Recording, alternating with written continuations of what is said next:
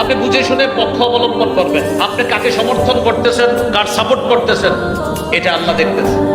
আপনি যদি জেনে শুনে অন্যায়ের পক্ষপাতিত্ব করেন শুধু এই কারণে যে আপনার দাদা করছে আর আপনার বাপ করছে, এই কারণে আপনিও করতেছেন, কিয়ামতের মাঠে আল্লাহর সামনে দাঁড়ানোর জন্য তৈরি থাকেন। অন্যায়ের পক্ষপাতিত্ব করা কেন? আপনি কার হাতে নেতৃত্ব দেবেন, কার নেতৃত্ব মানবেন, এটা আপনার মন করা হলে চলবে না যে আমার ভোট আমি দেব, যাকে খুশি তাকে দেব।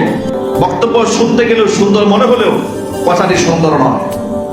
আমার ভোট আমি দেব, দিনদার, ইমানদার, ইনসাফগার ব্যক্তিকে দেখে দেব। ঠিক কিনা বলেন? এখন আমার আত্মীয় একজন দাঁড়িয়েছে, সুদখোর, ঘুষখোর, মিথ্যাবাদী, লম্পট, বদমাস, মনে চাইলো আমি দিয়ে দিলাম, এর কোনো সুযোগ ইসলামে দেওয়া হয়নি। আমার ভোটে নির্বাচিত প্রার্থী, তিনি মেম্বার, চেয়ারম্যান, এমপি প্রমুখ যেই হন না কেন, যদি কোনো দুর্নীতি অপকর্ম করেন তাহলে তার এই গুনাহ কি আমার আমল নামায় কোনো প্রভাব ফেলবে? আমি কি গুনাহগার হব?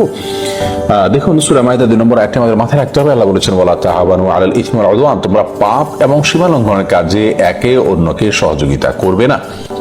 আপনার ভোট যাকে দিচ্ছেন সেই লোক ভোট পেয়ে বিভিন্ন অপকর্ম করবে, এটি যদি সুনিশ্চিত হয়, আপনি জানেন, তাহলে জেনে শুনে সেরকম লোককে ভোট দেওয়া আপনার জন্য জায়েজ নয়। যাকে মন চায় তাকে ভোট দেওয়া যাবে না।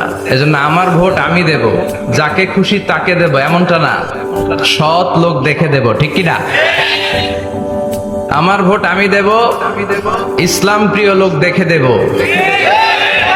যারা ইসলামের পক্ষে থাকে, যারা জনগণের বন্ধু, যারা দেশের টাকা বিদেশে পাচার করে না, যারা এক কলমের খোঁচা মেরে কোটি টাকা উধাও করে দেয় না।